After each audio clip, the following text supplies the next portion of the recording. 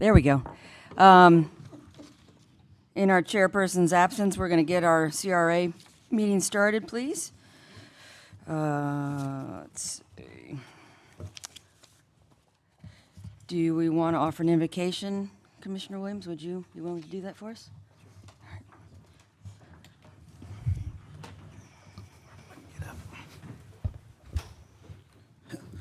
Most gracious God, as we come now to discuss the business of the CRA, God, we just pray that you lead us and guide us. Bless us with the wisdom, knowledge, and understanding, God, that we'll do what's best, God. So again, we say thank you for thy grace and thy mercy. Thank you for all of thy blessing. We thank you for this city. In your sweet holy name we pray. Amen. Amen.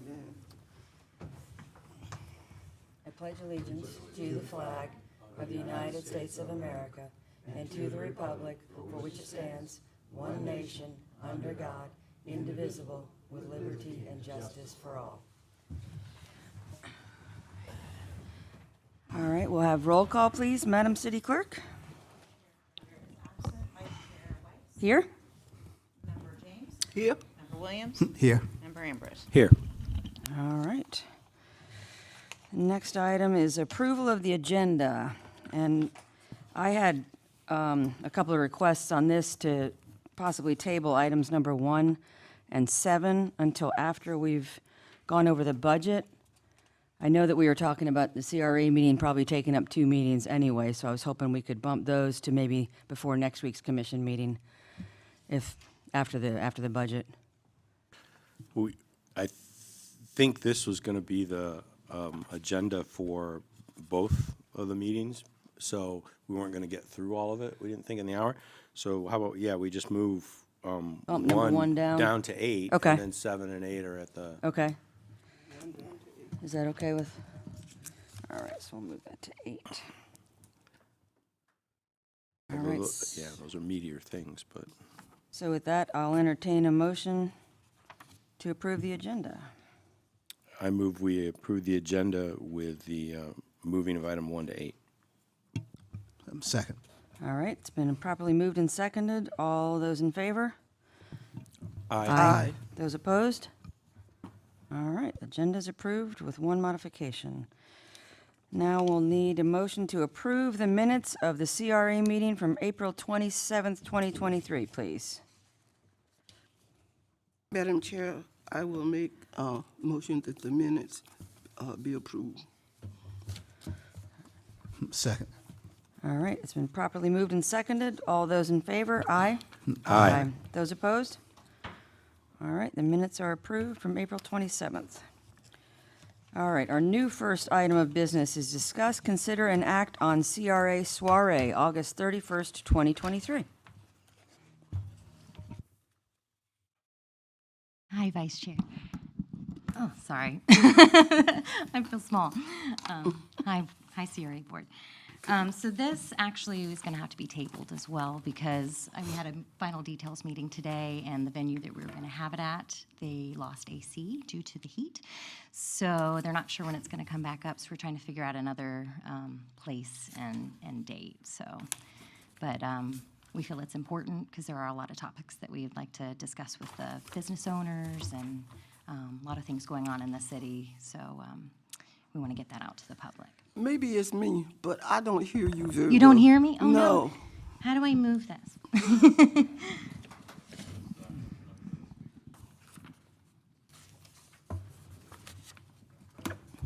Okay. Can you hear me better now? Go ahead, I'll deal Okay. with it. So, I had a final details meeting today about the soiree, and I guess the AC is out at the Opera House, so we're going to have to find a new location. They're not sure when it's going to be back up, so we're going to table this item until we pin down the details. So, Would one of the businesses be willing to host it, you think? well, we were thinking maybe the old school, but we were kind of planning on that, so we're going to have to maybe change the date. But Okay. I'll let you know about it. 'Cause All right, so we're going to it's something table important item for us to number do. 2. Okay. Okay. Item number 3, discuss, consider, and act on building department lease. Ashley's going to speak on that. This one is real simple. We budgeted this year for the building department to pay the CRA $1,000 a month for their lease.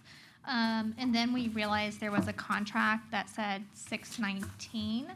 So we went and amended the contract to say, the lease agreement, to say that retroactive to October 1st, that the lease is $1,000, and the building department has agreed that they think that is fair. So we would like y'all to approve the lease agreement with the amendment.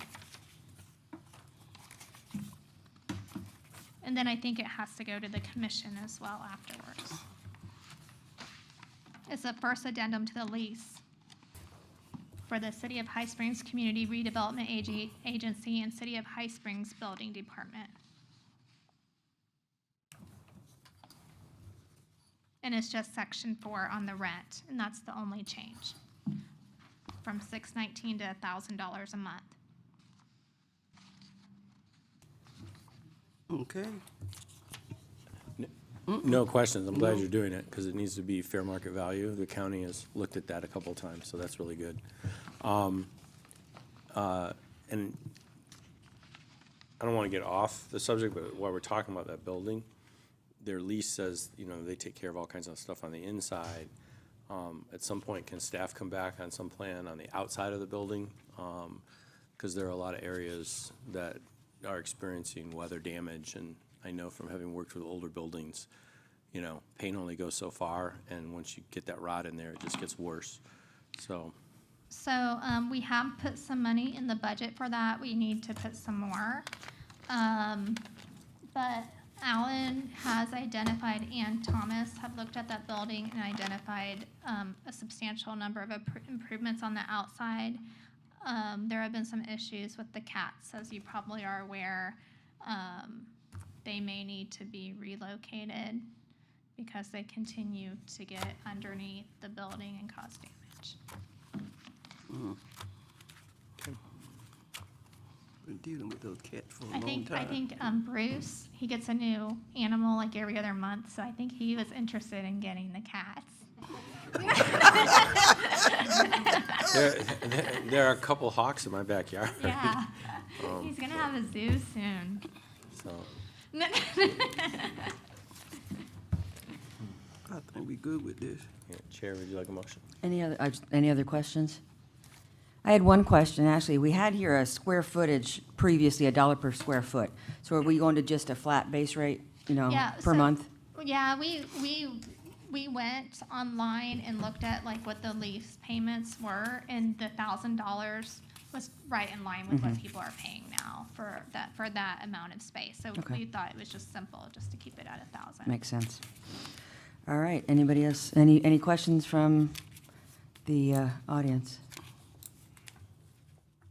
Okay, I guess we'll entertain a motion to, for this item. I make a motion we approve the changes in the lease, raising the monthly rate retroactively to 1,000. Second. All right, it's been properly moved and seconded. All those in favor, say aye. Aye. Those opposed? Passes 4-0. Moving right along here. Next item of business, discuss, consider, and act on fall banners.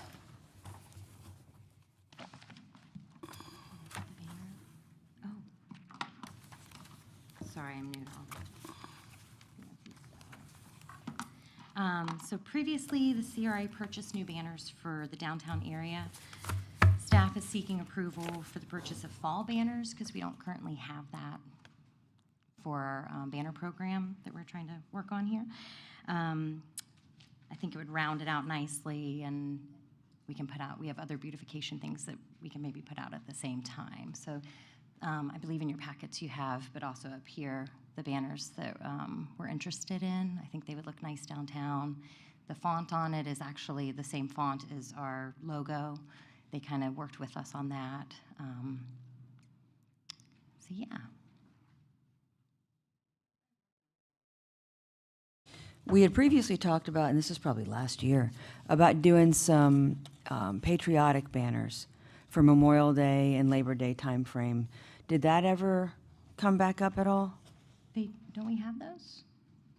Talking about like doing the Hometown Heroes program? Yes. It kind of stopped with the realignment of the former CRA coordinator moving out of that area, and then we kind of stopped everything. It's on the desk. You and I spoke about that a few weeks back, so we're resurrecting that at this point in time to continue that. That was what spurred some of this banner conversation. We were talking about rounding out the seasons throughout the year, and the Hometown Heroes came up at the same time. And Denellen runs a very similar program. I have their application, I have what they're doing for that program, and I'm currently looking at that as the model for this program, and I got to get all the information to Amy next week so we can start looking at that. But this was one holiday season that we didn't feel like, or one season that we didn't incorporate in our current banners that we have now. And it's right around the corner, so we're trying to. Please, be let it ahead be of around the yeah. corner. I know, right? Any questions? We've used downtown decorations a number of times in the past. I know that there's been a glitch sometimes because our poles have a different measurement. So if you coordinate that with them, we're good. We coordinated with them, and then I actually went and measured our current banners just to double verify, and they were right. So, Like our poles are different than everybody else's. They're like 37 and a half, and the standard banner is what, 35 or something like that. Yeah, So it's just a bit off. But it was caught, so Okay. this is what's quoted in here.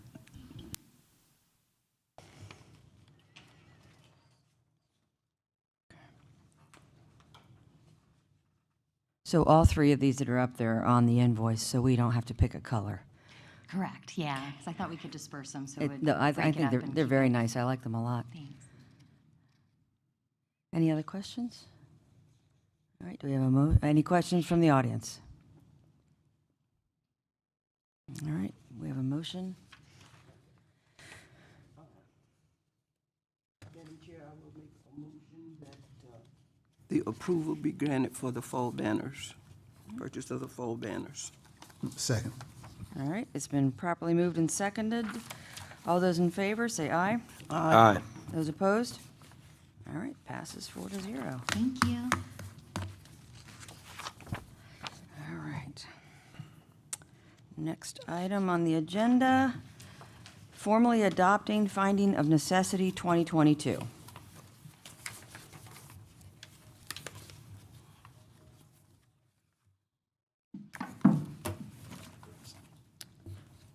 Okay, so there are several steps for the finding of necessity. Y'all already had the plan come before you once, and y'all accepted it, but you didn't formally adopt it.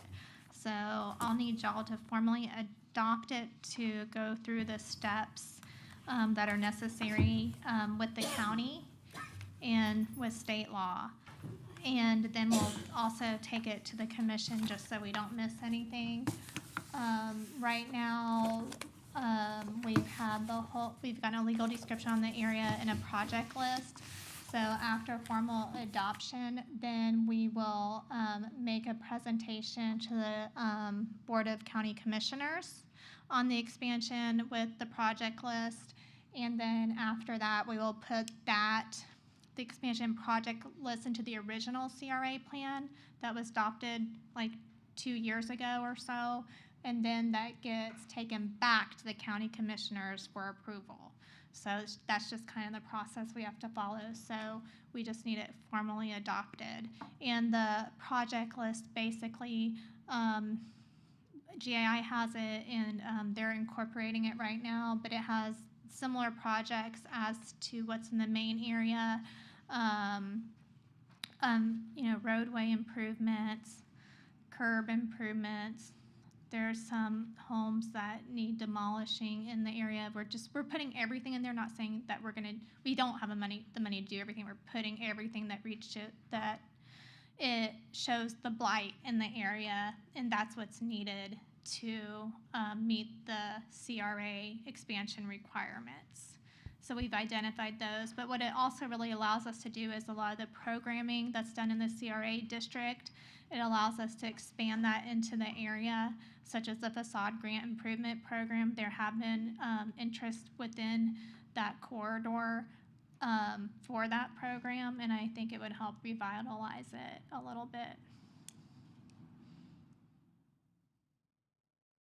So we're just asking that you formally adopt the finding of necessity that y'all already accepted.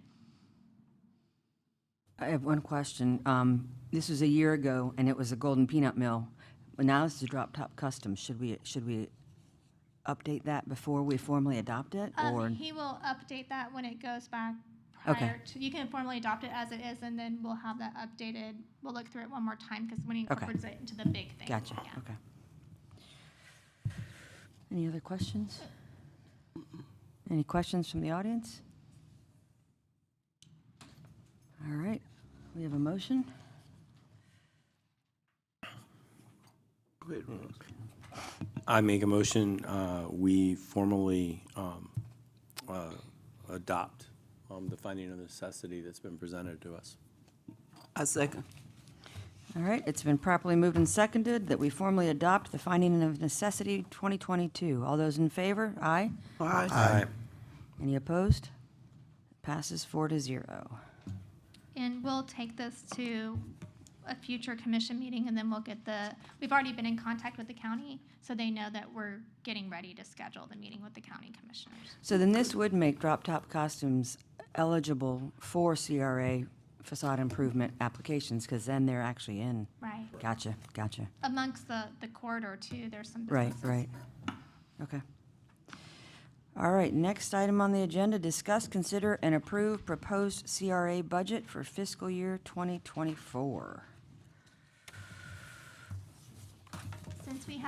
Since I know y'all just received this, and we have the CRA meeting planned for next week as well, you can choose to adopt or not adopt it this time. We just want to go over it with you this time. You might want to think on it, give staff some feedback, and approve it next time, however you want to do it. Obviously, our revenues are, with the fund balance from last year, coming to $454,140, but we're only essentially making an additional $250 a year between the property tax from the county and the city. So a lot of that is the fund balance. So I'll just kind of briefly go over what has been put in here. That's some of it the same, but the big things that staff has put in there. We put $40,000 for the facade improvement program. If the facades are $10,000 each, which is what we're going to be recommending that they can go up to, which is pretty much the standard for most CRAs, and ours is $5,000 right now, but that'll be up to you whether you want to approve that or not. But if you kept it at $5,000 and allow 8 grants to be awarded. If you did it at $40,000, it'd allow 4. We also have put in there for a lobbyist, and the lobbyist was for the police department building. The police department building is going to be millions of dollars, and we don't have the funds necessary to issue that type of debt. We don't really even have matching funds. So if we want, that's been something that's been a priority for, I think, a decade now. So staff wanted to hire a lobbyist to see if we could start planting the seed, and maybe this year get some funds for some we have some site planning, but more specific site planning, building plans, and that type of thing. And then the following year, try to see if we could get an appropriation for a police department building. So that's something you might want to think on this week, but we were wanting, the lobbyist would be around $3,000 a month. So that is $36,000 a year. It's a little different approach. Staff does not have the time to be up there lobbying to the extent we need to, like we would be involved, but you need somebody staying on top of it who's in Tallahassee if you would want to go that direction and pursue trying to do something with the police department building in that manner.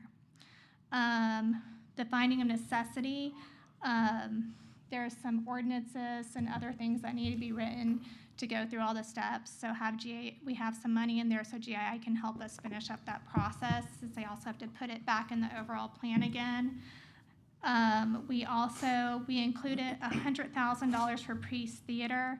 So what that's basically for right now, that's not saying that What that is for right now is so that like when we do the appraisal and things like that, that we take it from the CRA budget and not the general fund. The thought behind that, like I've said before, is if you decide to move forward with the appropriation, we get paid back. If you decide not to move forward with the appropriation, then we are out that money. But we just needed a line item that we could draw cash from as we move forward with the priest. But every amount of money that we spend on the priest, we will come to y'all for approval. And I think y'all are already aware that we're doing the appraisal and approved that. So we just marked that, not saying there's still going to be a lot of discussion where the match would come from, and we may be able to raise private funds for the match because there's a lot of interest in the community. So, but we needed something right now. The other thing that we have put in there, we would like to do, if money is left over in professional services, is a retail study of our trade area, because the things that you can get from the services that are available are not accurate and do not reflect what's going on in our city or our trade area. So you need an on-the-boots retail study that we can go and have the data to use when we talk to people about our downtown and the opportunities downtown, and try to get some additional investment in the community. The other thing, and again, I mean, y'all can say you don't like these ideas, you want to do something else. This is just what staff is pitching. We put money in there for the Christmas event, more downtown decorations and beautifications. We put around $5,000 in there if we want to hold, like, you know, music in the park, movies in the park, anything like near the sinkhole, or partner with any other organizations on any events downtown. We have also put some improvements for the buildings. We put a little bit of money in there for improvements just in the district, how we've done a little bit of sidewalks and drainage stuff in the past, that type of thing. I mean, that's pretty much about it. We did put some money in there for a wayfinding signage master plan. That's something in the strategic plan. So we were going through the plan and trying to, you know, we try to do a few things that are in the plan each year, at least get them going. So if y'all want to discuss what you think of those ideas and provide direction, that would be helpful so we can amend the budget and bring something back to you at the next meeting. Any questions?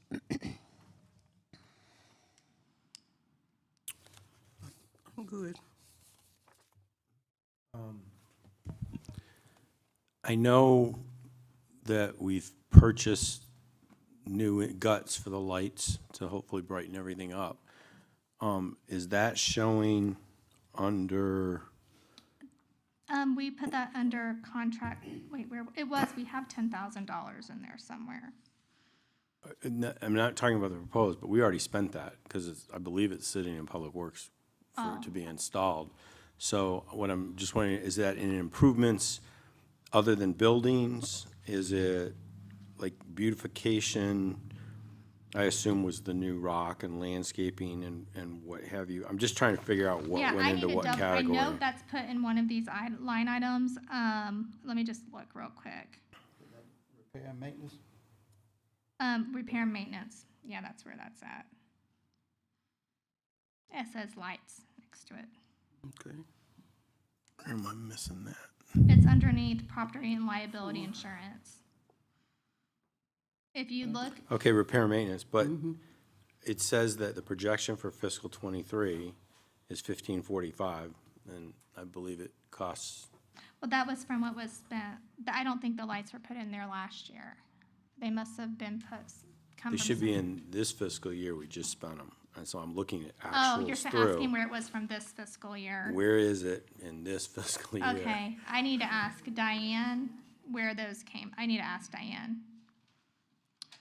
So, where that came from. I'll ask her and let you know.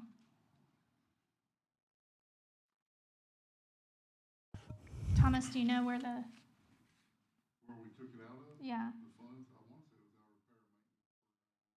I want to say that, but I'm not 100% sure. yeah, it's Can't not, remember what happened yesterday. it's not showing in there. So I will check on that. Any other questions? So is this budget one that our CRA director and you are happy with, and you believe it includes what is reasonable as far as the strategic plan and everything else to make some improvements for the coming year? Because I don't mind spending money on the consultants. One of the questions about the lobbyist is, if we're gonna pay a lobbyist $30,000, are we going for a major grant that's gonna cover the entire cost of the police station, or are we just looking at, because we don't even have a plan, drawn out, so are we spending the $30,000 at the right time for a lobbyist? So, from my discussions, and I'm not as up on all the players in the House and Senate, which is the reason for the lobbyist, that the people that are the head of the representatives and the people sitting on the committees are very supportive of police. And that's why this is a good time to be going and planting the seed for the police station. And I have made it very clear, we have zero money to match. And so I think this year, again, and we don't have a design or anything, so, and as you know, we talked to some people at Florida League of Cities that could possibly help. There are a couple booths there of people that had done these things. So it would be getting the money to move further on architectural plans and getting things in line, so then next year we could submit for the multi-million-dollar project. And I can't guarantee you're gonna get this from hiring a lobbyist, but I can guarantee that if we don't, I can't guarantee, but I don't think I can pull that off by myself. It's different. Doing $1 million for police theater is way different than a multi-million-dollar police station, because the theater is kind of something that's more unique, not every community has. It's kind of a little easier to get the money for something like that. A police station is something all communities have and all communities need. So we have to make an extra case why ours needs attention and ours is special, and it involves extra work and extra lobbying. And my skill level and my contacts, I'm not up at Tallahassee every day. I don't have the time to do it. If I didn't have all these other things going on, I could learn, but I can't do it. And so, with all the other responsibilities here. And there needs to be someone who knows what they're doing, that knows the process and knows the people. I mean, I get that. I think we all get that. It's just, if we once got a sewer system, and they said, oh, apply for a grant 3 years in a row, and it'll all work out. And there were hiccups in that process. But, so, I just, fine, we might get a grant for, let's say, design and engineering, but are they gonna then wanna hear about a grant the next year for multi-million dollars when they know and we don't have the same people there? Are we gonna ask big enough? And I guess if we hire a lobbyist, will they tell us, no, you should go for a home run, or be happy with a base hit? I think there's going to be initial discussions with the representatives and senators. With the lobbyist, I will go with the lobbyist, okay? And we will see what they're willing to support. And if it's based on those conversations, we'll be able to tell how far to cast the net. But the thought process also is, again, I don't want to name drop because I think I would get it wrong. But the thought process is that there are relationships built with the people that are coming up the following year, and that those relationships lend themselves to going back a second year too. I don't want to guarantee we're going to get something from this money, but I think it's kind of, to me, because, before I became a city manager, I had a background in economic development. And when you would go after, it's the same concept as you go after a business. Like Chick-fil-A knows where they're going to be years in advance. So you got to start talking to Chick-fil-A years in advance. And then year 4 or 5, you might land the Chick-fil-A. It's kind of that similar concept. So I don't know how a community our size would be able to afford a police station building without going out to bond issuance, and I don't necessarily think right now would be the time to do anything like that. So, but the need is there for the new police station, and we've been talking about it forever. So I think it's worth a try to head down this road.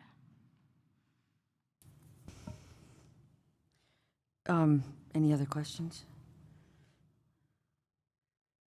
Piggybacking on Member Ambrose's comment, though, in terms of are we ready for this? We're doing a facilities plan, right? Do we even know where it would go? Yes, and staff has gotten all our comments back, and it looked like it was 85–90% done, so I need to call them and see, like, when are we actually wrapping this up? Because they have identified a place. It's as similar as the place it is now, but it's a completely different, kind of lays out the municipal complex differently. I think y'all will be pleased with it. I hope you are. If you're not, obviously it can be changed and comments taken into consideration. But yes, it would be in the same vicinity. I think from talking to the chief, do you want to say anything? From talking to the chief, I think that you liked it being in this area, correct? Okay, so you've identified a place. Do we have a sense of how we would temporarily, I mean, big picturing this is a huge effort. And I think securing funds just to design it is such a small part of it. In terms of the big picture, would they be relocated temporarily while we were reconstructing, or is there a completely new location? That's part of when we go through this design process, how it would be. I mean,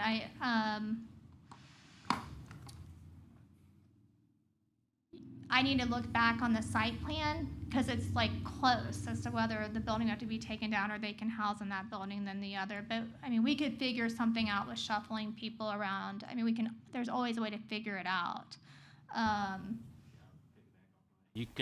Some agencies, when they have transfer, sometimes they go into temporary facilities. So the biggest part is just your evidence, securing that and having that secure. But we can work out of a temporary location, whether it be you put a mobile home there or we try to facilitate the museum somewhere in there, a building in there that you temporarily work out. Would that be an adequate alternate location for you? A temporary location. Right. No, I mean, I meant temporary, yeah. Yeah, temporary. The biggest thing, like I said, is your evidence. We would have a location where we have to have that secure, and there's avenues to do that where it's separate and secure. We obviously don't bring prisoners to our facility currently, so we wouldn't have a problem with the public and those mixing. When we make those arrests, and we take them out of the area.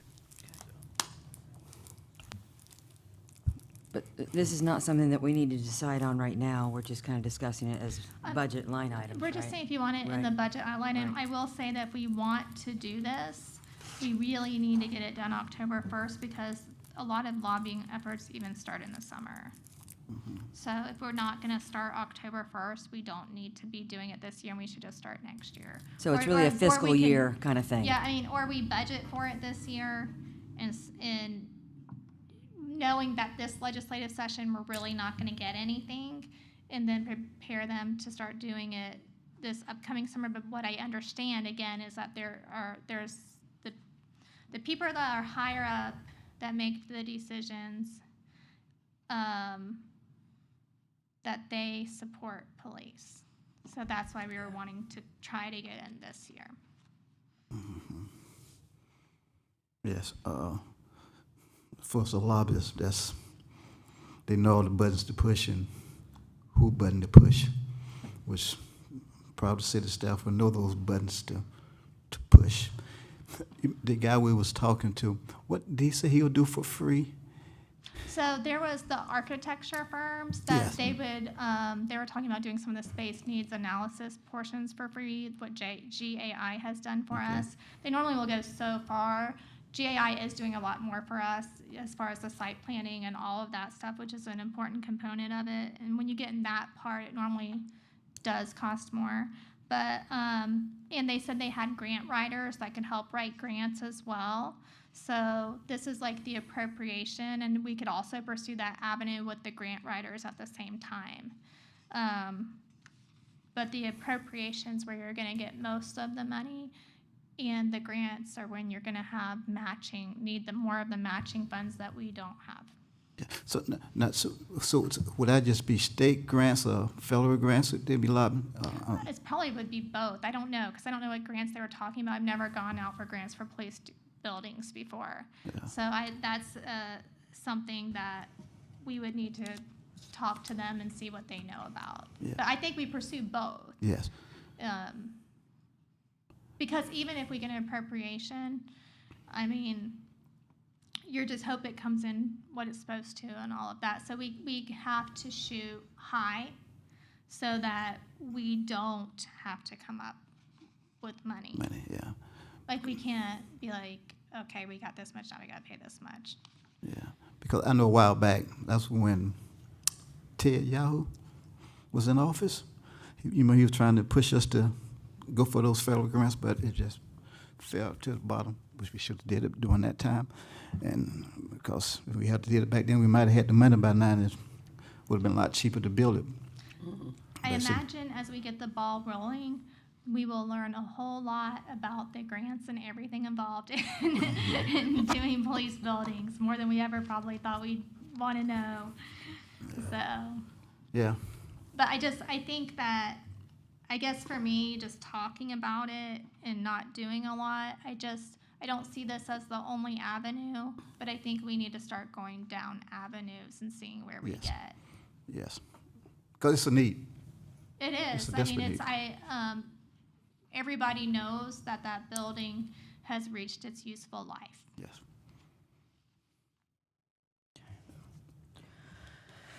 I have a couple questions. Since we're just seeing this today, let's see, professional services, the 50, that's for what we're just talking about right now. Plus, the 50,000 would be the 36,000 for the lobbyist, and then 14 for the other. So it's, yeah, I think it's going to be, we may need to amend that to 60. I think we put it down to 50. From what Tom gave us, I think we had 60 and then it was changed to 50. Well, you've got contract services for 10 right underneath it. Is that something different that needed to be separated out? So I think we were thinking about that if we decide to get the farmer's market going again for some seed money, if we because we don't know what that's gonna look like. But that's see, a lot of this stuff we're still working out. So we have the line items for the budget, but we're not gonna step forward and we're not gonna do anything without your permission, even though it's in the budget, But so, it was around $20-some thousand to finish the CRA expansion. To following up on the finding of needs? Mm-hmm. But that contract services, you said here for 10 grand, that's the farmer's market, another 10 Yeah, grand? we actually did that, so I think that needs to be part of the contract services, and we can figure out the farmer's market stuff when we get there. I thought that was gonna be finished this fiscal year. Well, it's going to be finished, the recommendations as far as so with the farmer's market, there's one more meeting, because we've gotten the results in, so we wanted to, show everyone the results. Mhm. And then if we, then y'all make the decision what you want to do with it. And then we had put some money in there for if we decide to kick it back off, then if we add some little events with it or things like that, that's kind of like what that money had been put in there for. But we can take that from the event section and other sections of the budget. So I think that 10,000 needs to be included within the professional services. And then the contract service for High Springs PD, that's for the parade, for Pioneer Days, that covers the, okay, okay. And then we pay an attorney at a CRA as well? If there's a CRA project. Only if there's something they do, which several years they don't, Yeah. but it's in there, just in case. And then you've got 5,000 down here for the CRA event. What's that? That was if they want to do anything like, so we took the money out of music in the park, but if you want to support things like the art walk, music in the park, if you Okay. want, like any just fun type of things. Would that, and the soiree could fall under that too, I'm assuming? Yeah, that could fall under that too. I mean, is that where it goes, or would it go somewhere else? No, it can go Okay, under there, yeah. okay. And basically, we just get a space and buy a little bit of food for the businesses, Right, you right. know. Okay. I don't think I've got any other questions right now. Any questions from the audience? I don't know if are we gonna do anything in terms of, this is gonna be presented at the budget meeting also, right? Or is this when it's being presented? At the next meeting, we were hoping that y'all would approve the CRA budget, and if you have any changes, like, obviously, you're just getting a taste of it now, so you need time to think about it. But if you could get back with staff, me or Amy, and let us know of any changes you want made in it, then we can make any revisions and bring it back to the next meeting 1 week from today. And then the hope is that you would approve it. So then, at the first meeting in September, it would be part of the city budget where y'all could approve it with the city budget. Okay. So then item number 6 here, discuss, consider, and approve proposed CRA budget. We're not approving it, but we're just discussing it and considering it. Yeah. Okay. All right, so there's And- no action that we need to take at this time. I think y'all should have a chance to look at it. If you want to go ahead and prove it, you can, but I think y'all should have a chance to Yeah. kind of marinate on it. And, I mean, there are some different things in here last year, like the lobbyists that weren't in there before, so I certainly understand if you have more questions before now on Thursday and how How did it'll you work. find them? So, actually, we became active, I can't remember, there were a couple items, I think, that were on the legislative session that we became active for, such as basically things that involved taking money away from cities and how it's allocated that would have really affected us in a negative way. So we started some letter writing and stuff and participating, because they sent out a call for municipalities to participate in those things. And so he was leading some charges. His name is Andrew Killell with Sunrise Consulting on some of those items, and he did a really good job. And he was able to help. There were groups of municipalities involved. We didn't pay any money or anything, but there were some bills that were killed that needed to be for the cities. And so I was impressed with his work. And he seems to have a good reputation talking to other people that have worked with him. And he's part of a group, it's not just him. So, and very knowledgeable. So I thought this would be a good way to go.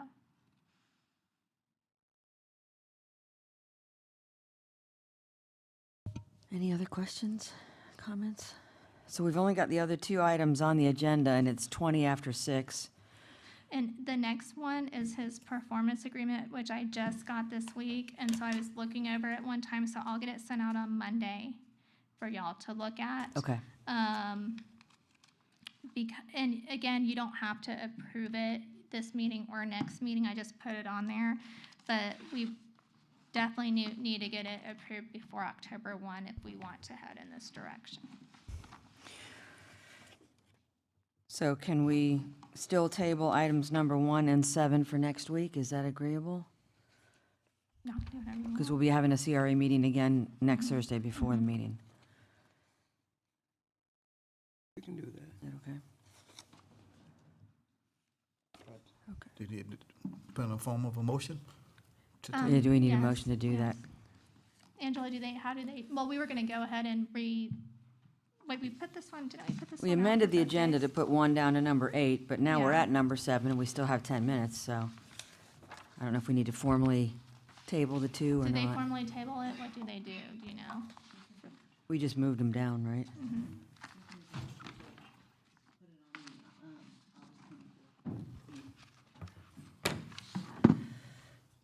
Yeah, this one has 17th and 24th on it, so you can talk any of these topics on the 17th and 24th, so I don't think you even need a table. Oh, okay. Okay, okay. Yeah. So basically, we're not adjourning the meeting, we're just suspending the meeting, and we'll continue it this week. Continue on the 24th. Withholding over 2 items still to Yeah. discuss. Okay. All right, so do we have a motion to do that? I make a motion, we adjourn and continue the meeting or the agenda for the next meeting. I don't think you want to, a motion to adjourn. No, we were just motioning to move those over because we still Oh. need a Next staff week. report. Yeah. Well, I'm thinking what she's saying, that we don't have to make a motion because it's already a part of the Okay, 24th meeting. okay. So then we just want to move on to the chair report? Yes. Chair has nothing to report. Chair's not here. Vice chair has nothing to report. So Amy and I will both come up. So a couple things we want to update you on. I kind of briefly talked about it. The farmer's market, we're going to be planning a meeting to go over the results, and we'll let you know that date when we get that date. The Priest Theater, it's the same that I've been telling you. We've responded to questions, and we're waiting to have the meeting set up, and we'll get some more answers.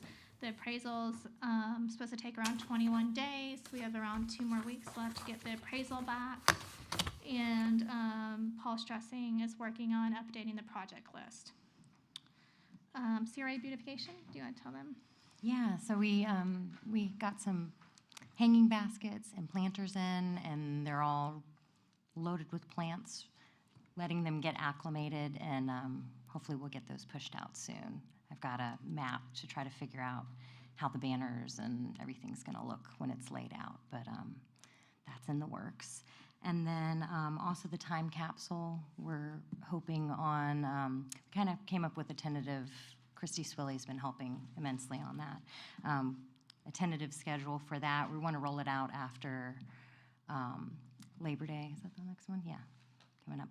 So I think you'll hear more on that, but we kind of have a tentative line for that. And January is when we're planning on actually burying it. So throughout the next few months, we're going to have it presented different places and a bunch of information on that with different workshops to get it filled up, and I think that'll be a fun project. The shopping, lodging, and dining guide, it's still in the works. Working on that and the business directory. The business directory we're going to put online. It's pretty much already started. Kevin did a really good job previously. We just needed to tweak it a bit. So those will be coming out soon too. And I think the shopping, lodging, and dining guide, we're going to get it online, but we are going to do some print copies with a QR code too, so that people walking around can see it and find out what other businesses there are that they might not be aware of. So Good item, I think, to have. Yeah. We used to have one way back when, but it fizzled out. We're gonna So bring it that back. would be good. Yeah, yeah. It needs that. yeah. Do we have any announcements? I don't have any. Any public comments? All right, I'll entertain a Now you motion can to make that adjourn. motion.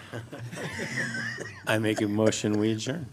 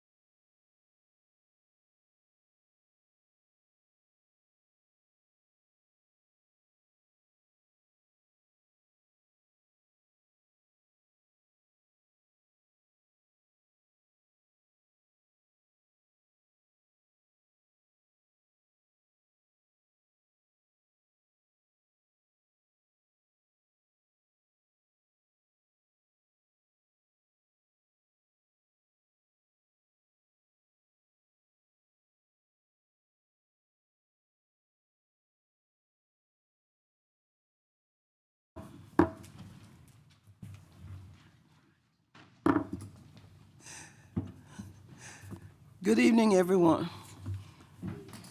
We shall continue on with the business of the City of High Spring.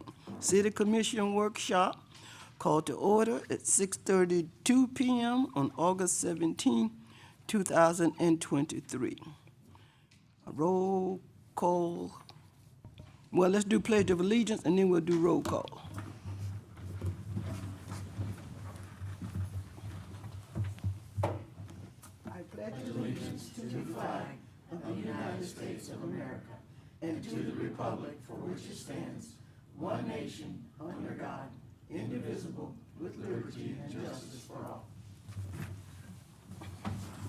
Thank you, everyone.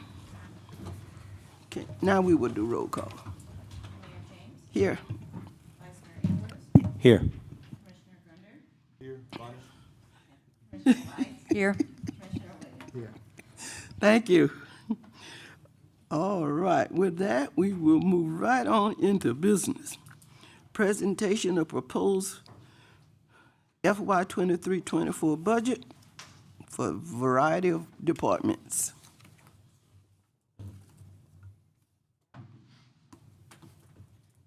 Good evening. Good This evening. evening, we will be speaking about sewer, water, solid waste, and impact fees. And then we'll do the remainder of the funds on Tuesday when we come back.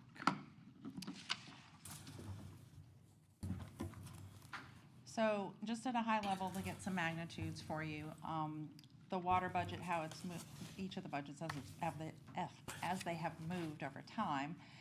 You can see that the budgets continue to grow. Everybody knows there's lots of expenses out there that are growing exponentially every day. And we will go through more information. You've all received packets a few days ago that had the details for these departments. There may be a few tweaks that I've made since then in talking to Thomas again and Ashley again and Bruce again. And so we, if you see slight differences, it's not an error. We just still continue to work on them. So some of the fundamentals of this, like the other budget for general fund, there are employee raises included in this package. Water, sewer, and solid waste have very much fewer employees than we do in the general fund, so those numbers look a lot smaller than we saw the other day. And like the others, water and wastewater still have FRS, and so their retirement is increasing as well. Property and liability impacts those greatly, of course, because of the plants. Health insurance premiums, and then fuel, we are looking at 30 to 40% increases potentially. Utilities, in both water and wastewater, we have growth. So we have well 3 in water. That takes more electricity. So we've seen at the end of this year the electricity kick up some. Obviously, that will continue. And then in the sewer system, of course, we'll, by the end of next year, should be close to having another plant online. So in the budget, we included about a quarter of the year with increased utilities for the new plant coming on. So those are things that we're trying to keep in mind as we move forward, that, you know, it may be out a bit, but there are other things that we need to consider coming on. And operating supplies, it pretty much doesn't matter what it is. Obviously, in water and wastewater, chemicals are a big component of that. Let's see. So between these three systems, this is going to be a little bit of a balancing act, and so I will try to make it as simple as possible. If you have questions, please stop me and let me know. So each of these funds works with a fund balance. So each year we go through our, look at our budget. How do we do at the end of the year? Will we contribute or take away from the fund balance? And then how does that move to the next year? So I'll do that by each system in a minute. So just very basic. This is an example of kind of the theory behind what we're doing with our budgets, and I'll show you those numbers. So let's assume that water has $125, sewer has $50, and solid waste has $125. So I told you there's a little math, I'm really sorry. So everybody gets a bill for $100. Well, water and solid waste can more than cover that. Sewers, well, they're about halfway there. So you take the $50, split it between water and solid waste, they make up the difference for this year, and everybody is whole. So that's the theory, just different numbers. And it's hard because I really would like to use more round numbers when we look at our actuals, but they're in the millions of dollars, and we're small enough, it makes a big difference when you get into the other digits. So bear with me. And I'll probably over-explain a few things just because some people are watching and haven't ever seen a meeting before, don't know what any of the terms mean. So to start with, we'll start with water. On the left-hand side, you can see what each of the categories is. And we're gonna start with 22, then go to 23, then go to 24. And you can see the terms. There's revenues, expenses, use of fund balance, available fund balance before we use it, new fund balance. So those may be new to some people. On the very top corner on the right, we have a little cheat sheet, and we can refer back to it as we go. So revenues are just simply that. It's your paycheck. So at home, it's just the money that comes in. The expenses are just the regular bills you pay. There's nothing magic about either of those things. And fund balance is like a savings account. So you pay all your stuff out of your checking account. When you don't have enough money, you dip into your savings. When you have extra, you put it in your savings. Just like that's exactly what we do too, we just call it something different. Use of fund balance, again, you're taking money out of savings. Available fund balance before use. So before we decide to use it, we look and see what the balance is before we take out the money. And then to fund balance means you're depositing money into the fund because you have extra money that you didn't need to pay your bills. So do those all make sense? Okay. That's really important because, and if on this water one you don't understand the flow, please let me know because we'll do the next two systems exactly the same way. So if you're not clear on this one, the other two will be completely great to you. So starting at the top from left to right, we have our revenues. We have our budget for 22 at 1.1 million. I can't read with my glasses on far away. For 1.1 million, and then the actual came in a little under 1.1. So this is revenues. So you want the revenues to be at or bigger than budget, theoretically. So they're just a tiny bit under, 36,000 under budget. Then you look at your expenses, and you want your expenses to be at or below budget. And in this case, they're slightly over. They're over by 124,000. So we need to make those up. So we look at, okay, we would need to use 160,000 of fund balance to bridge that gap. Does that make sense so far? Okay. The fund balance before we dip in is 386,000. That's a real number. That's the end of the audit in 21. That's what the fund balance is. So if we reduce the 386 fund balance by the 160,000 that we need to recover, our balance is still good at 225,800. And we had talked at the very beginning about helping out sewer.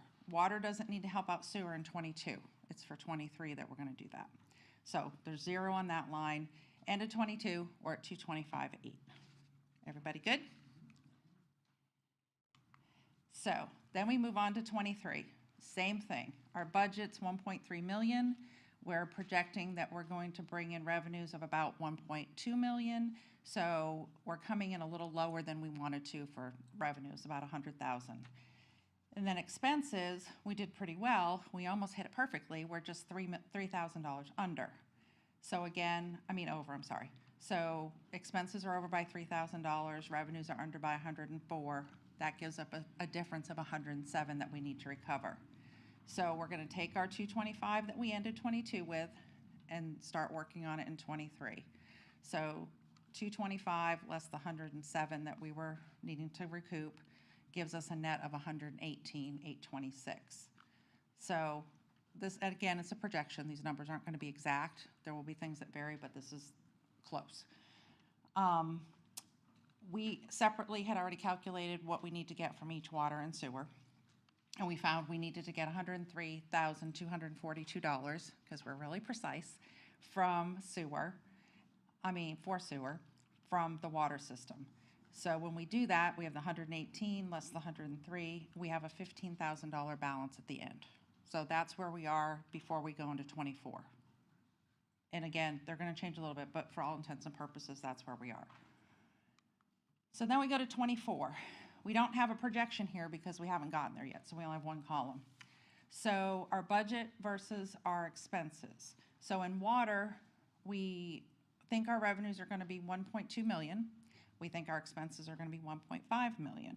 So we need to make up that difference. We had that 15,000 left, so we'll use that first before we go to rates. And then the leftover, the balance, 270,000, we need to recover with rate increases. And the challenge with this is 23, 22, we can't do anything about those with rate increases. We have to use fund balance because it already happened. If we increase the rates now, it doesn't do anything for what happened before. But going forward, we need to cover it with rate increases because we don't have additional fund balance available to draw from. So savings account's empty after we used it for 24. And again, this is assuming that our budget works out exactly like it is. We could have more revenue, we could have less expenses, or the other way around. One of the challenges that we've had in both water and wastewater are that we budgeted to have AMI online for 3 to 6 months. And that should help us recover because we have a lot of non-functioning or improperly functioning meters, and we're sure we're losing some revenue there. So we had built some of that in just for part of a year, and that, of course, we're not online yet. So again, we should see that boost up, and we've got that built in for 24. Everybody good on water? Does that make sense? Can I add Yes. something in here? Again, as she talked about how, we thought that AMI was going to come on last year based on what we were being told, and we actually were being conservative when we were budgeting last year. We only budgeted half a year of it coming online. This year, in the projections, we budgeted 6 months of AMI. We really do think it's going to come on ahead of time, so that the anticipation is that the fund balance won't be this far behind. It's us trying to be conservative again. So one thing I wanted to do was we're refining the rate recommendations. So we were gonna finish refining them Monday and Tuesday of next week, and then call y'all and meet with y'all one-on-one and get your input on those. That's what we were planning on doing. Okay. So again, same process with sewer. Sewer is not contributing extra to anybody. In 23, what we've done, well, I'll go to 23 in a minute, sorry. So similar pattern, we needed in 22 to make up about $260,000. We only had 228 in the balance. In this model, I'm going to show running a negative deficit. We normally don't do that. It's just to show you where we need to pull money in. So that hasn't been done yet. We're waiting on the 22 audit, so it may be okay. We may be closer than we think to that number. But it's easier to show it as the fund balance because it's all in one place and you don't have to hunt and add numbers and everything else. It just kind of keeps a rolling total. So at the end of 22, we're looking at $33,000 we need to recover. And then in 23, again, as we talked about with AMI, our revenues are projected to come in about $325,000 under budget, and our expenses actually really are great. They came in at $214,000 under budget, which is amazing. So our portion to recover at that point is about $111,000. We also have to keep track of what we had in 22, so we have that negative 33, and at the end of 23, that gets us to negative 145. And that's where we go into 24's budget. In 24, we are currently projecting revenues of 1.5 million, expenses of 1.9 million. And please be assured, this 1.9 million, Bruce, Ashley, William, Thomas, and I have all been up, down, sideways through this budget, any way you can think of. And aside from cutting service, which obviously we don't want to do in sewer, that's really as low as we can go. The remainder of that will need to come from rate revenue. And as Ashley said, we're still working, trying to figure out if there's a way we can phase it in, how we need to do it to have to meet that differential. So some things we're still looking at is how much, if we took some fund balance from general fund, you know, how much that could help us decrease any rate increases. And so we're still exploring things. So just allow us to get that and bring that to you. And then when we go into solid waste, like water, we have a component where we cover some of the, oh, I know I was gonna say on sewer. So the reduction that we had for sewer in '23 was to not do a transfer to the general fund from sewer. That $50 on our first little cheat chart is the transfer. The three systems are supposed to stand alone. You can't give each other money. But the general fund transfer doesn't have a limitation on where it has to come from. So legitimately, we cannot transfer money to the general fund from sewer and instead do a little bit more in water and solid waste. So that's what this model reflects. And then in solid waste, we had really good revenues. We came in at about 129,000 over in '22. We had expenses come in at 124 over, but it made it that we had 5,000 to put into fund balance. And we had a starting balance of 346,859, so we're at 350,000 at the end of '22 going into '23. In '23, again, we had good revenues. We came in above budget on revenues at about 167,000, and then expenses came in at about 300,000 over, giving us a net of approximately 145 to recover. We had that healthy balance of 352, so we incorporate that. After we use some of that balance, we get a balance of 207,000, and then that 207,000 fills in the other portion of the transfer for the sewer department. So you take that 207 plus the 103 that was in water, and that gives you the amount of the transfer that sewer would ordinarily do. And that is only for 1 year. '24 does not have any moving parts like that. The 310, 394 is back into sewer. We didn't do this for a second year. And then in '24, our revenues are projected to be about 1.3 million, and our expenses about 1.7. That gives us a deficit of about 480.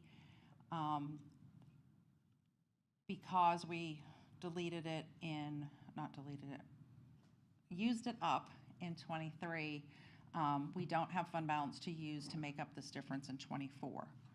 So again, we need to look to rates if there's no other alternatives with other places to find money. But that's the differential that we need to make up in solid waste.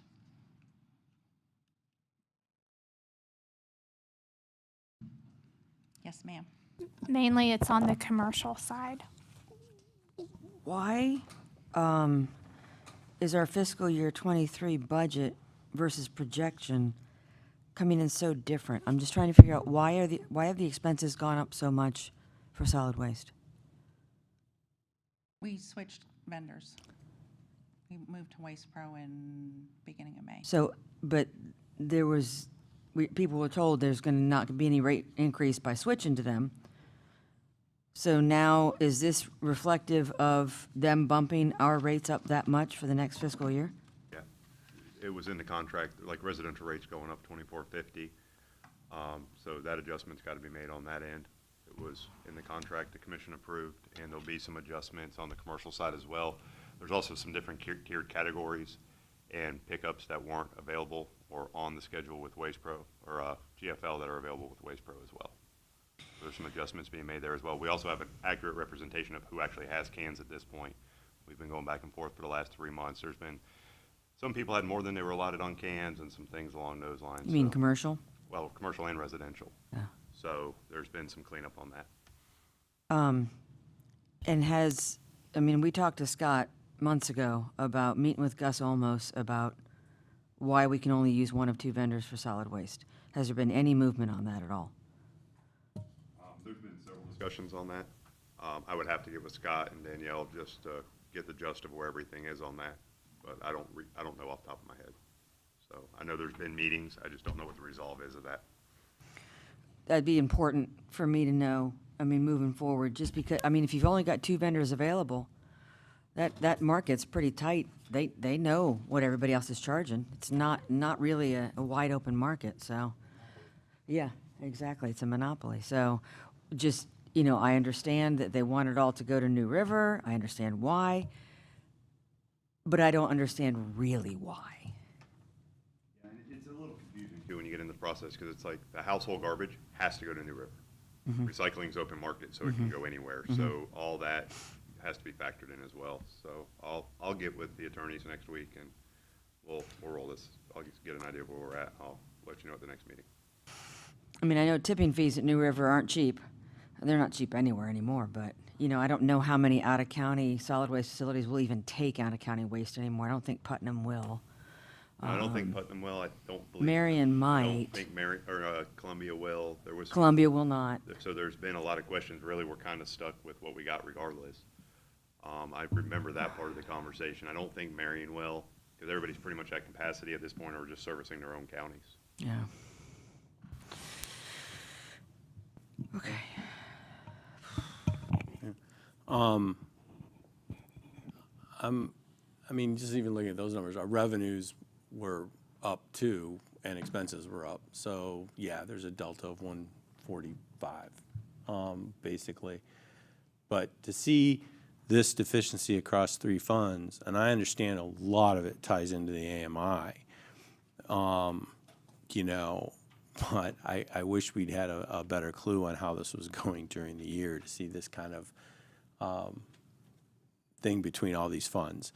I will say that as far as the solid waste goes, I understand, I mean, I drive a fleet of vehicles. Florida is the absolutely most litigious state in the country for the awards that are being given for, I mean, someone can hit one of their garbage trucks and they're going to pay out huge in Florida. And Florida is also now allowing where they used to not happen, it almost never happened, where you'd go into the umbrella policy. But that's happening too. And so all these insurance companies that people see on the side of the road hit by a big truck, that's a huge cost increase that vendors like our solid waste have to pass along to us. Because it's happening across all those industries that provide services for that. So I get some of that. I guess I'm really interested in what you think the rate increase is going to be. Newberry's having a rate increase, and I saw on my utility bill today a comparison of cities. High Springs is actually doing really well. I mean, our rates are lower than many of the others, and what have you. So, you know, we've gone a long time without having some rate increases on some things. So everybody's been hit, and we can either scale back services and to citizens and pay the increased expenses, or we're going to have to look at what's reasonable and fair. So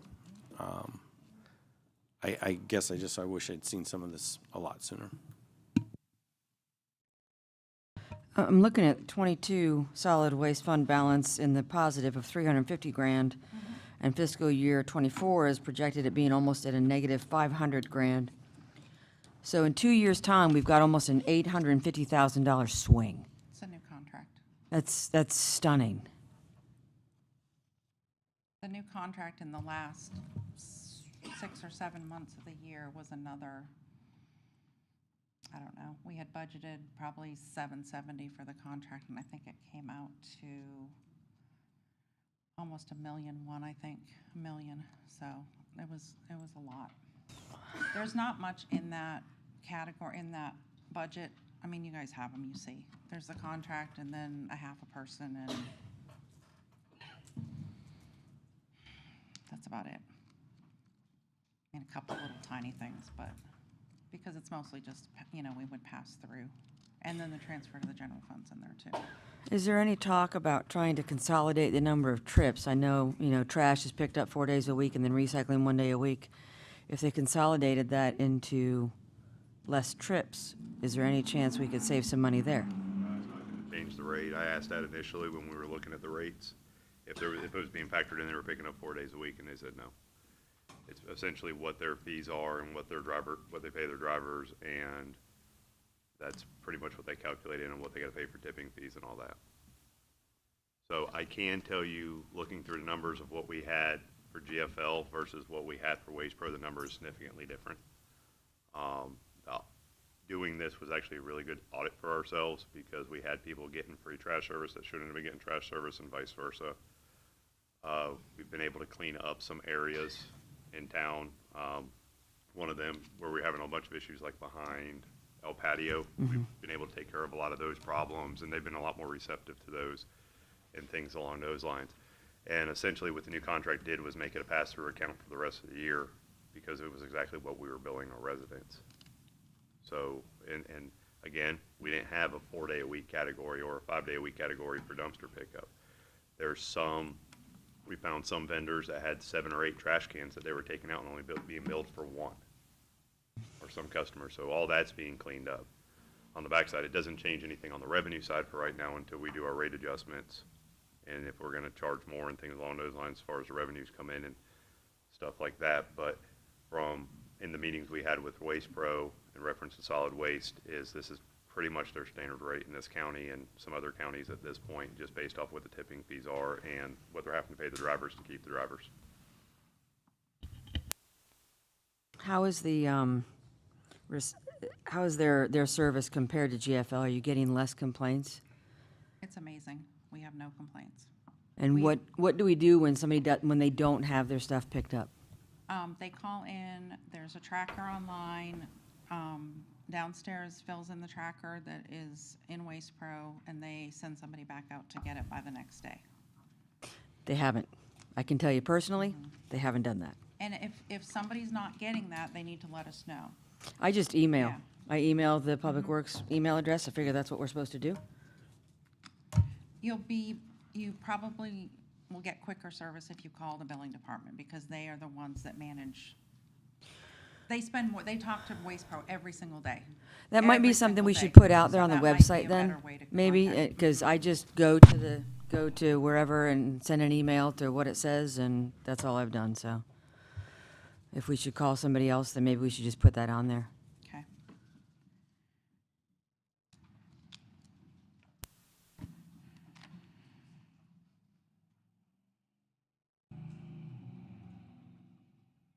Okay, anything else on solid waste?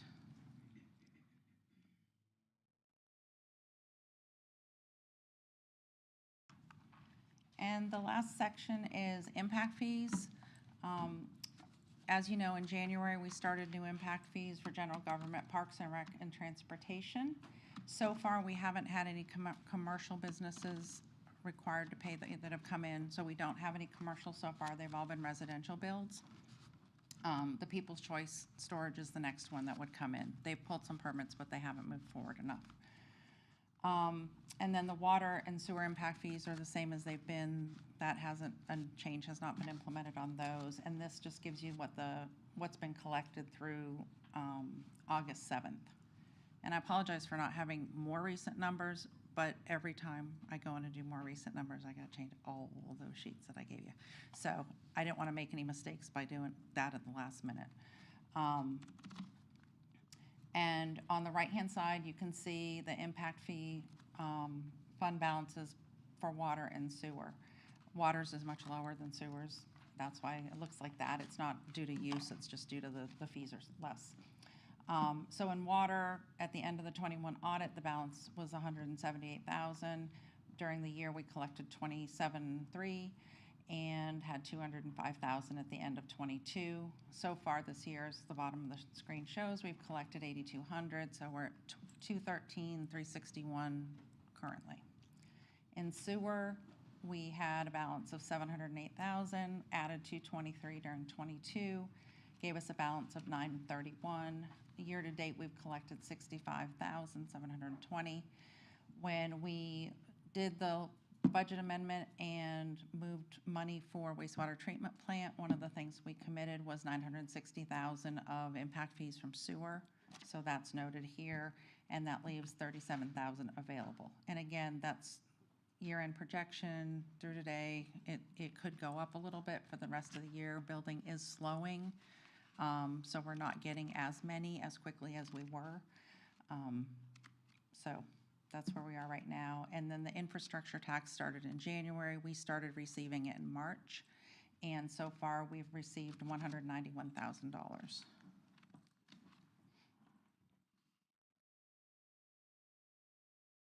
And ballpark on that, it's the same as Wild Spaces. It's about 30,000, 35, depending on the month, but just a ballpark to kind of give you a magnitude. So we're looking at probably 360 a year. Again, depends because it's all sales tax based. And where does that go? The infrastructure tax, it goes into a separate fund, just like solid waste and sewer are separate funds, and we track it there. And then when the city manager wants to use it for something, I believe we come forward and have that conversation. It's actually 5 months, so if you annualize that, it's closer to like 440, 450 a year, not 380. Okay. You see, you No, sent me the numbers 100%. earlier in the week, so I looked at it. 100%, yep. So it's actually bringing in almost $100,000 more than a unit of gas tax. But I looked at it. Yeah, they are different, yep.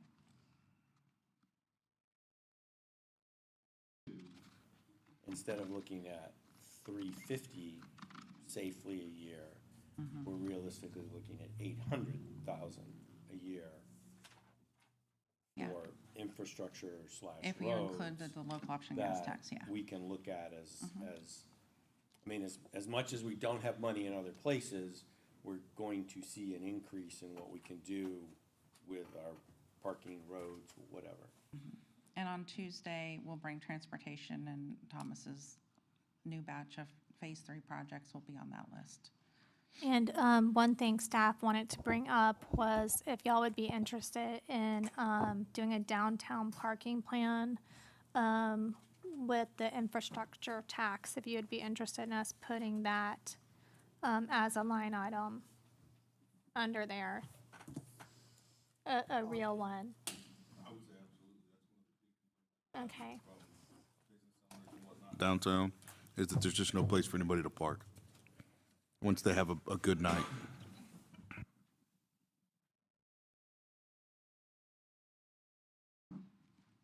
Okay. Anything else? That's the end of my information. I don't know if anybody else has anything to add.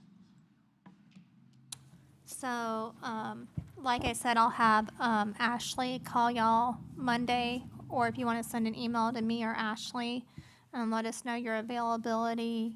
I can meet at night too, or in the morning, whenever you want, and then we can, we'll show you kind of what our thoughts have been, where we're headed on rates, because we don't have it fully baked. We want some input from y'all to kind of show you some of our ideas and some input from y'all. So then we still have another meeting to go over some more on Tuesday.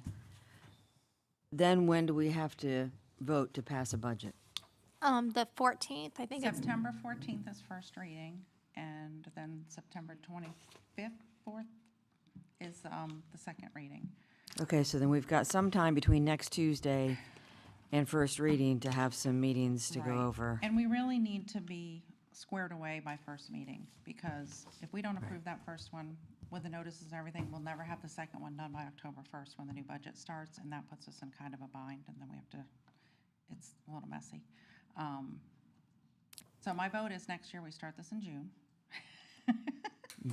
Because everyone loves budget and wants to do it for months and months.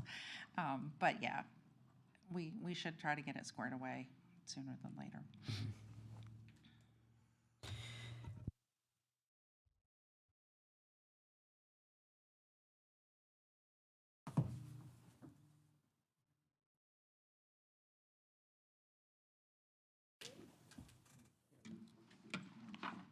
Thank you. we were gonna do all the special revenues, because we thought you were gonna have more questions over water, sewer, and solid waste. Well, I mean, we just, So that's far as we going tonight. yeah, that's as far as we were planning to go tonight, and then Okay. set up meetings with y'all on rates, and none of those are really hard at all. The wild spaces, there's not a lot of projects because we really want to get the master plan done. But we can move forward on anything else that you want us to. We're trying to get the master plan done. Do we have an idea yet about what the rate increases will be? Or I know you want to meet one-on-one, but are we talking like big increases or? Well, I mean,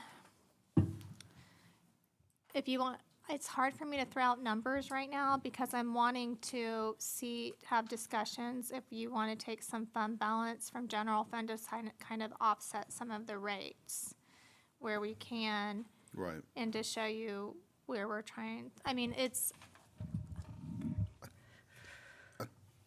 what I could say is I think it's in line with what other utilities, electricity and, you know, everything else that you've seen the private sector doing, it's in line with that.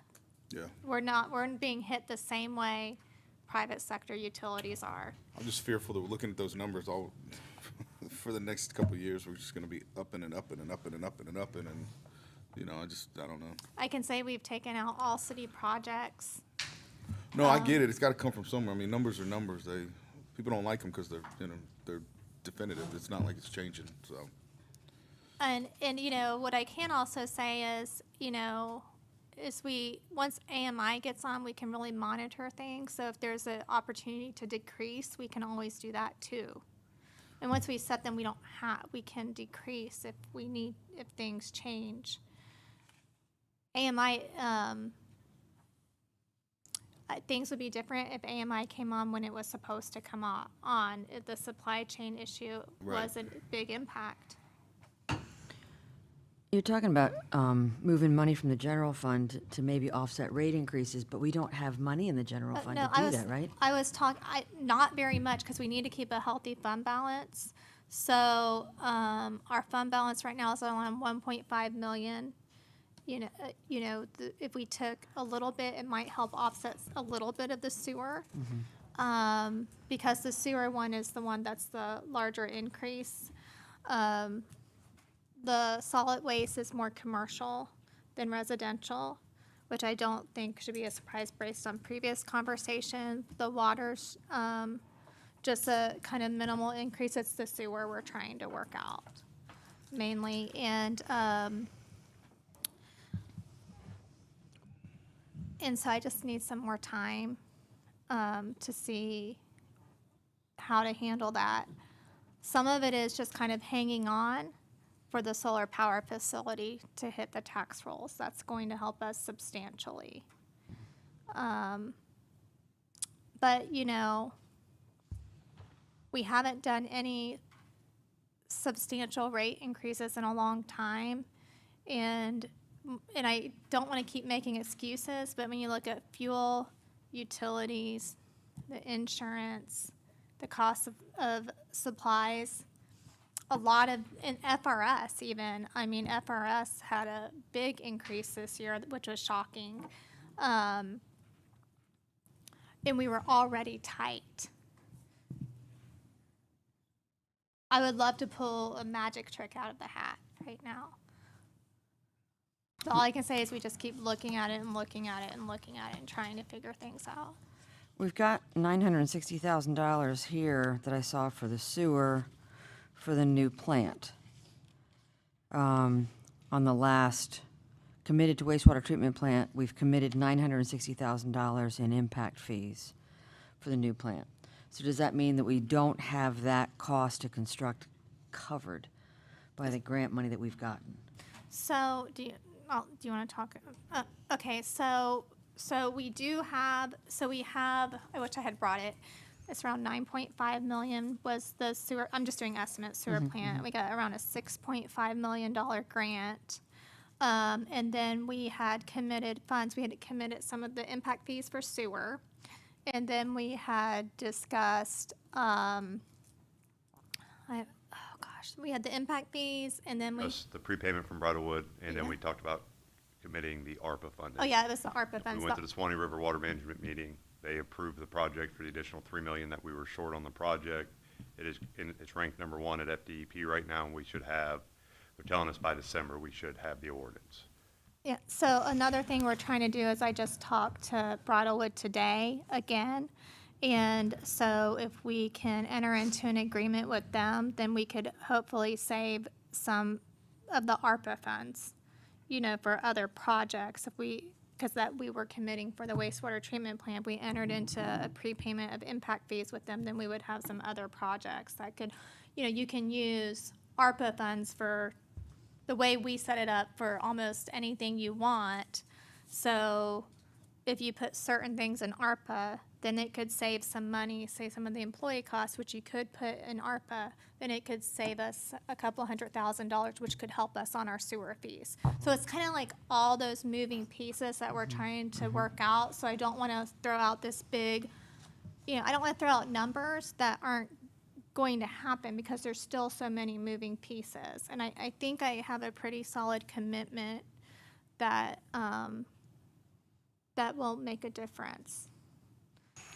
So we've got 6.5 million, you said, Bruce, for the wastewater treatment plant, and we're expecting another 3? And what about contingency? Because it's not, I'd bet dollars to donuts, it's gonna be at least 11. You know, with who knows what. Why with the impact, we're looking at the impact fees and looking at the right. And the ARPA funds, and that should get us there. Up the ARPA funds with those two commitments there. We have, and then if we need to get a little bit of ARPA to balance out, we can. But we've gone through a whole bunch of cost saving measures, did some alternates, really closely with the engineers on cuts and changes around, one due to availability and two due to cost. Just for instance, you know, we changed the valve stop that was different pond liners and got some, the same warranty, but, you know, cost reductions on those as well. So all that's been calculated into the cost. Have some savings. This, though, that although we're the #1 project, it won't be official possibly until December. So that's kind of why we're looking at, it's not official till it's official. So that's why we're looking at these other revenue sources, which are fine, like they're there. Because they were already there before the grant, because we knew we might not get it. But we do think we're going to get it.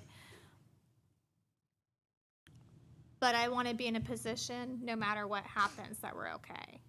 And I want to, and I do would like y'all to be open to entering an agreement that could help us with freeing up some ARPA money to help us with some of the things that we need to handle this year. So that would also help us not have to increase the sewer rate too Do we much. have an updated list of ARPA funds that have been spent and what's available to be part of this big picture? I mean, if we're planning Yeah. on considering ARPA as part of the big picture for the budget, Yeah. I think that's an important piece to have as well. Yes, we can get that for you. I mean, the one concern I have in terms of when AMI comes on, when you put that in tandem with potential rate increases, is with folks that have old meters, their water bill's already gonna go up because it's being accurately read. And I'm concerned with a double whammy for folks that, you know, now, you know, your water bill's going up 30% because you had an old meter and your rate is increased as well. I'm concerned how that could impact folks.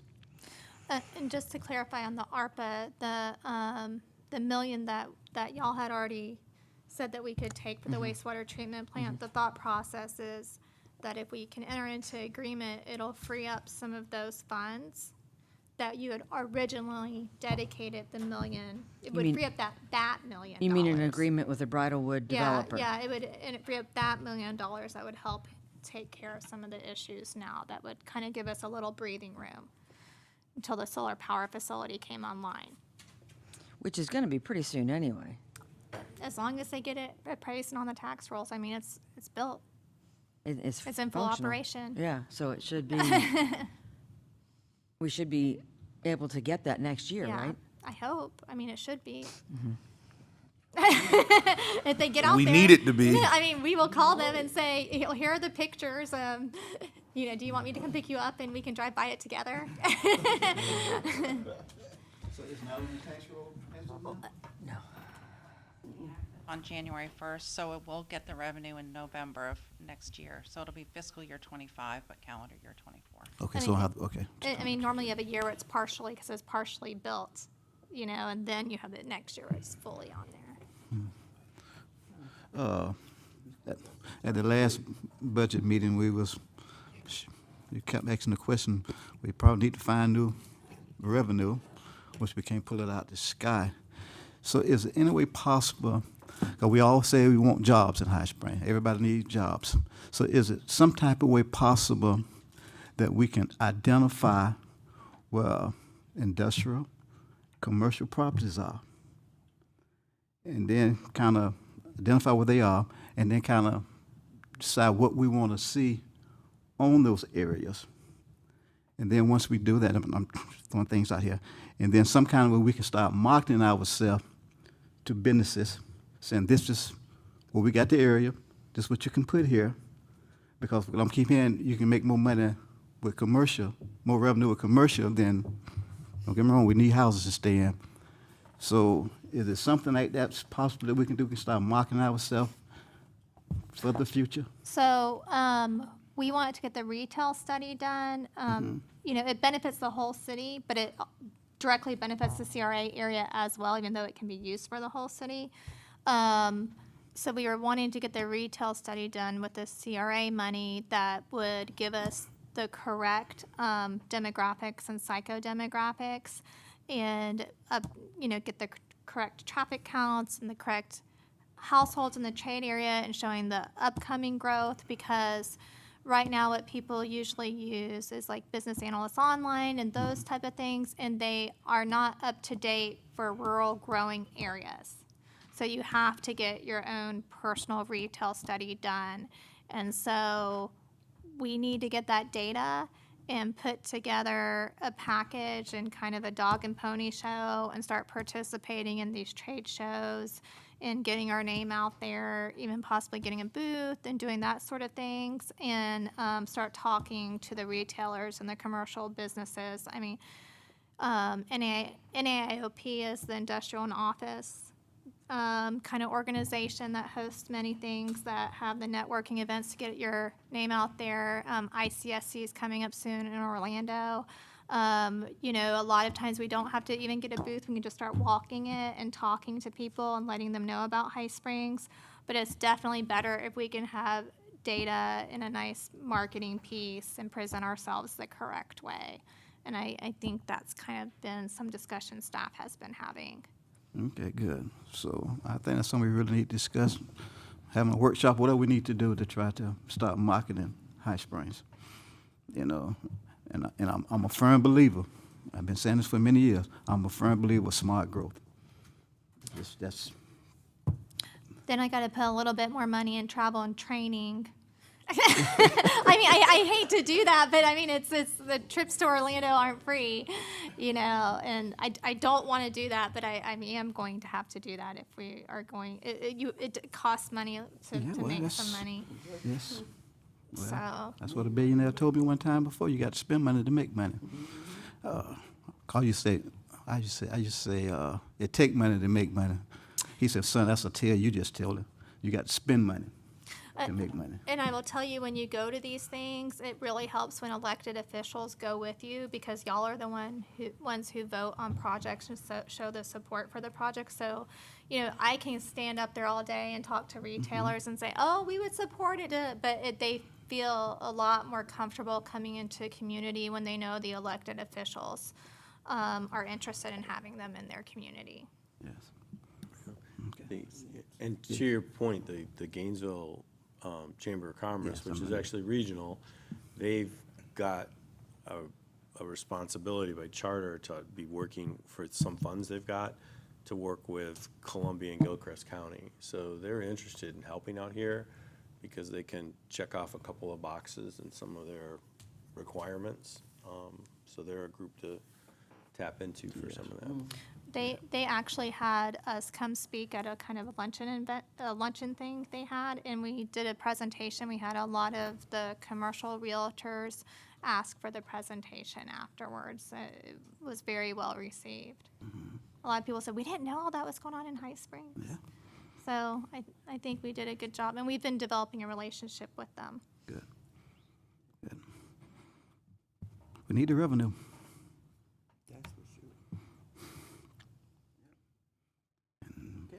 Just like our households, if you ain't got no money, you can't pay your bills. It's that simple, you know, and we don't want. Well, and you know, there are some thoughts that, and I'm just gonna throw it out there, I don't wanna hurt anybody, but, we are subsidizing, some of our properties that there are nonprofits in are being subsidized, and we have looked at the properties and the condition of them, and the price tag to get them where they need to be is a high price tag. So that will be coming to you to see, do you want to invest in those properties or not? Because the condition they're in, they're just continuing to deteriorate and almost become blighted buildings in the city. And so we need to decide what we want to do with those, because they could go back on the tax rolls. And, or we're gonna need to fix them. So. It's just some time to make some tough decisions that I think we've been kicking down the road a little bit. But we need to look at how much things are costing us and all sorts of revenues streams. I mean, just the last meeting, we had the conversation where, you know, staff recommended maybe no longevity or PTO buyback, and y'all said y'all want to support the employees, you know.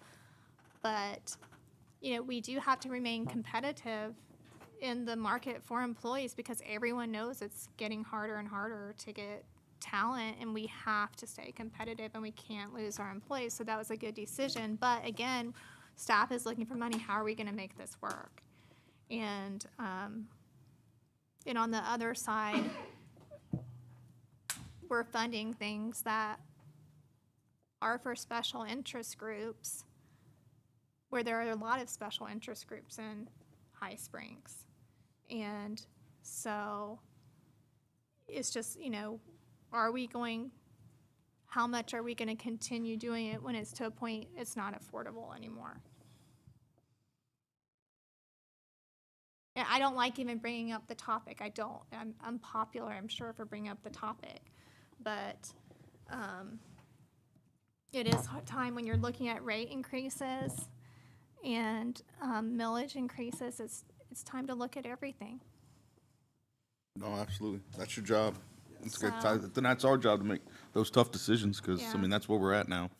And but, you know, this has all come back from stifling all that growth all those years ago, right? That everybody wanted to stop and close the door behind us, and now it's coming to a head, and we're going to have to fix this. Yes, and that's, you know, we was living in the now instead of looking at the future. One of the biggest mistakes I thought I ever made sitting on this commission, one of the biggest mistakes I used to think, you know, there was times we had to do maybe 1 cent, 2 cents rates. Now, people ain't gonna like that. People not gonna like that. But when it came to a point where we had to raise their rates to $1 or more, they sure enough ain't gonna like that. So we really do have to start looking at things for the future and making arrangements to get where we need to be. If it's 1 cent, 2 cents, I'd rather pay 2 cents more than $1 more. You know, cause Instead of the big bang. yeah, because rates, things are going up. It just really, I passed by the gas station today. Gas was $3.79 yesterday. Now it's $3.85. You know, they take it down 2 cents and they raise it up 10. That's the mark. That's the way they play the game. So I don't know. We just got to think out the box. That's all I can say to make the revenue. I want to leave High Springs better than what I found it 20 years from now when I'm sitting back in my recliner. Yes. So we got to think out the box now. We can go back to say, okay, just what if? You might be too young, too. I think about Gloria. Have y'all ever noticed how 75 goes around High Springs? You ever noticed that? That was done intentionally. They want to bring 75 through High Springs. But some of the business owners, I ain't gonna call names, but I can call every one of them names right now. No, it'll kill our businesses. if we bring it through High Springs. Guess what? The businesses are dead, and they are dead, and we don't be careful, High Springs gonna die if we don't start getting revenue here. Now, just what if we had 75 come through here? It'd been a different story financially. Totally different story. So we can't continue to, and again, you did, we said it. I was part of the group one time. No growth, no growth, close the doors, close the doors. We don't want no growth in High Springs. I think that's one of the biggest mistakes we ever made. We could have slower, smart growth, but again, we got to think out the box and live in the now. That's my spiel for tonight. I think we all agree with you that we have definitely got to do something extraordinary. Those routine things that when we probably reached our goal with those, and we got to start coming up with some different stuff, some different ways to get the revenue that we need, and this definitely requires us thinking out of the box routine. Absolutely. That's it for tonight, everybody? Everybody happy? Everybody ready to go home? I need a motion. Motion to adjourn. All right.